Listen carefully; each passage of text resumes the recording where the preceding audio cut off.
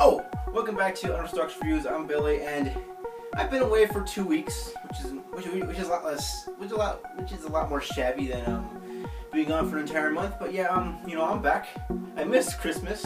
I missed the holidays, but I'm kind of fine with that because I was rather busy over the holidays. I wasn't exactly free to do whatever I wanted, so I wasn't able to make a video and totally missed Christmas, but that is fine. Now we're gonna move on to New Year's. Let's see if I actually do anything for that. Maybe not. Maybe I'll do a video after New Year's. I'll do it on the first, but I'm not gonna do it before that because I'm gonna be just really clusterfuck because I might have to do a different review on something else. But I'll see what I can do. May very well be that I don't make a video, but that's besides the point. Let's get on to today's topic. As you saw on the intro video, well, not the intro, but the whole introduction to the whole video, the opening.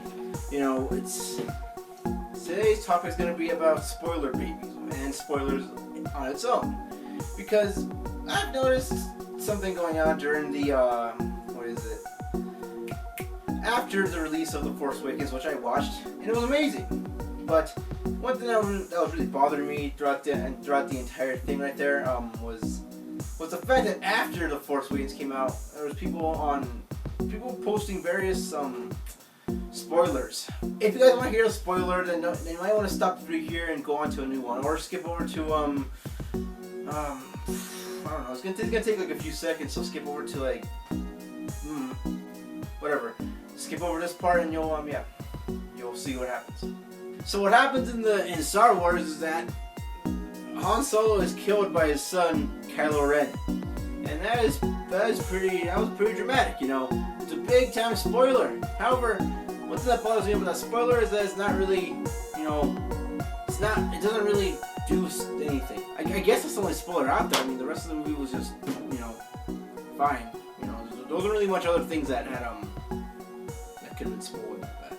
Well, anyways, let's just get to the topic because we need to talk about it because it's a pretty serious topic now.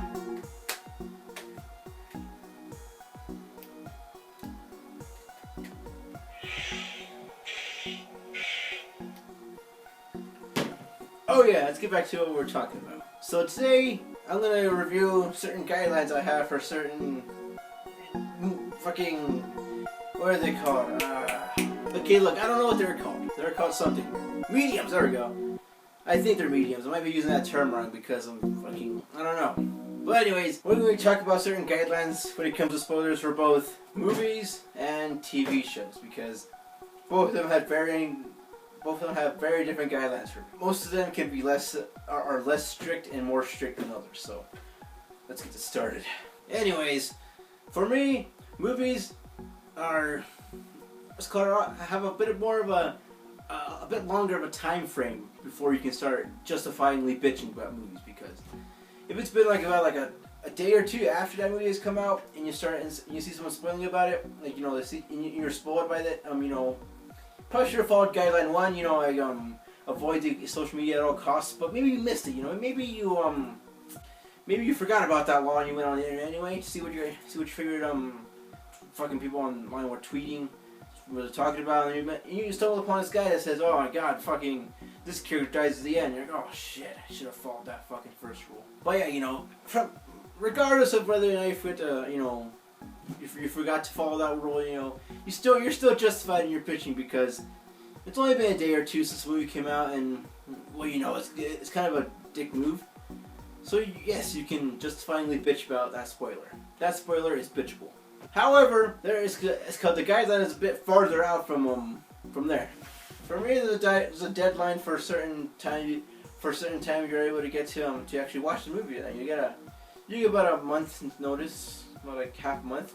However, these guidelines are only for dedicated fans, people that are actually into the series, and not just casual fans, because casual fans are gonna make it late anyway because they're not really that into it. But yeah, anyways, you get about a month and a half. Well, actually, no, a month for me at least.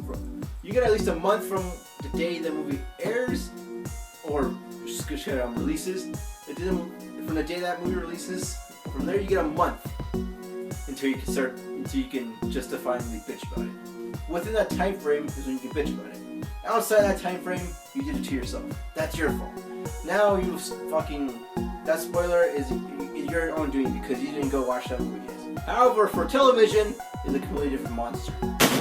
Television works a lot more differently than movies. For me, I'm a lot less sympathetic for people that miss television episodes because there's a difference between television and movies. For me, movies are it's called they're justifiable because not a lot of people can open up enough of a time frame, between their week in order to jump into the movie theater for at least 2 hours, about at least 2 hours, sit there munch popcorn and while watching a movie or something.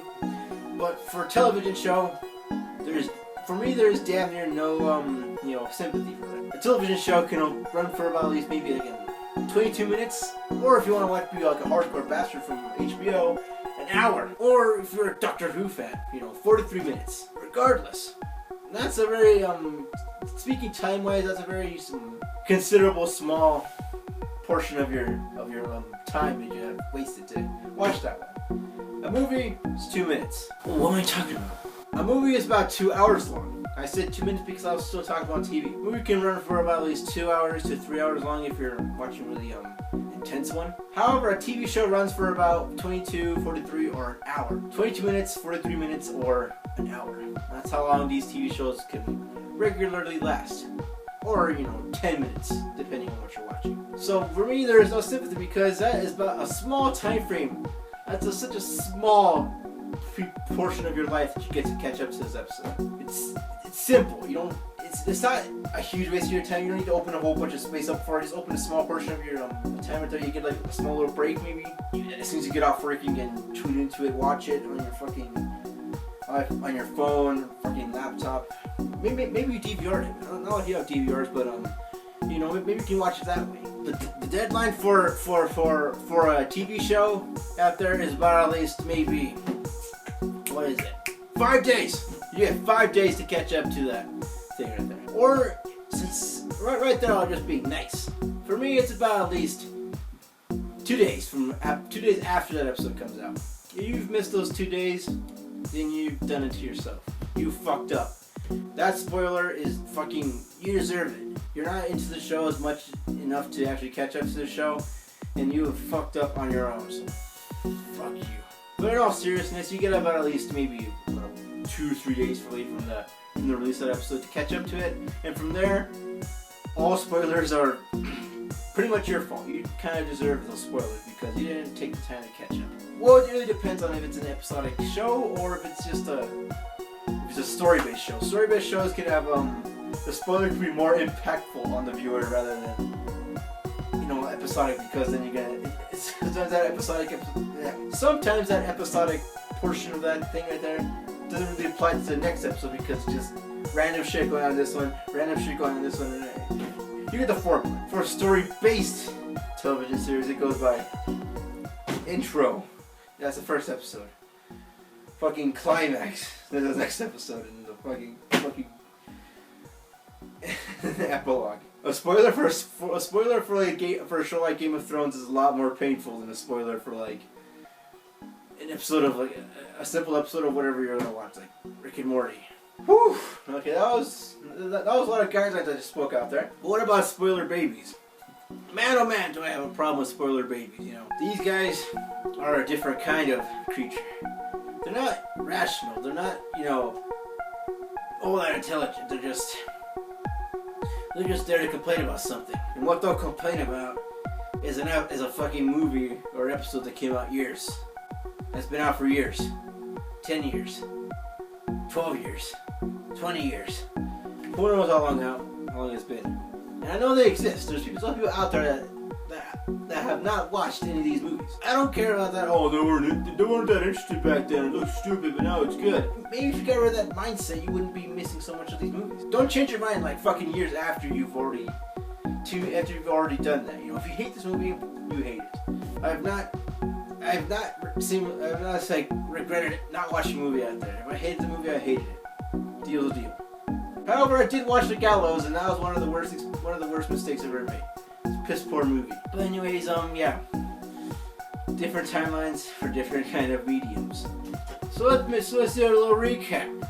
Nice little recap for you fucking maggots out there that don't want to catch up movies quickly enough. Movies, you get about at least a month after that fucking movie airs or fucking releases. I don't care. You get about at least a month after that, and from there, your bitching is null and void since you're not justified because you didn't catch up fast enough. Television shows, about 5 days max after that. From there, you should have already caught up from that. And if you bitch about it after that, not justified. You failed. Spoiler babies. You're probably given at least 10 years. A few years after, maybe about like 5 years. You're gonna be about at least that long.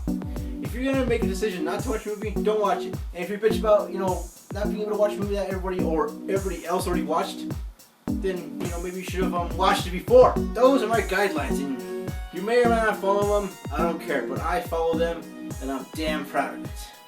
My throat hurts. That was my video on spoilers. I know it may have seemed a bit of erratic, it may have seemed a little bit belligerent, incoherent, unprofessional, but that's how I do it. That's how everything's done on this channel. Unprofessional and just incoherent. But I'll get better as the time goes by, or not.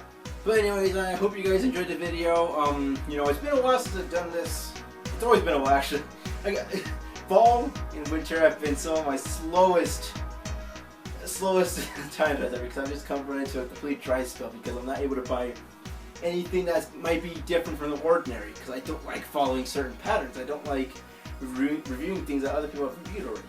I like to, take a different path there and review oddities out there, certain strange things. That's the reason I bought those candies, those ghost pepper candies, because they're really way out of the picture. However, there is one thing that I really need to get onto now because recently I checked on my subscribers. I was digging through it because I saw like I had 20 there. I had at least 20 subscribers now, and I'm saying, man, that's pretty big up there. That's a lot more different than what I usually have. I haven't made a video in quite a while, so I was wondering who subscribed. So I clicked on it, and this is what I get. The Lava Company subscribed to me. Oh man, I'm not sure if that's their actual official one, but I checked on their website and it looks pretty legit. It looks legitimate. That's the Lava Company. I'm like, oh boy, and now I gotta buy more of these things. And I will. I'll talk about those later.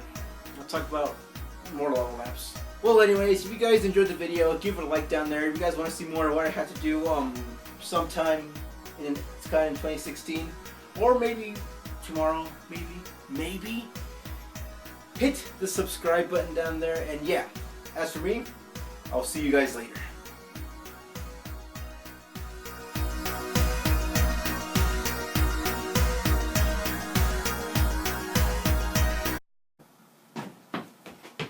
Oh, and by the way, I have a Twitter out there, if you guys want to follow me there, see anything I had to talk about, give it a follow down there. It's going to be down there in the description. Now I'm out of here.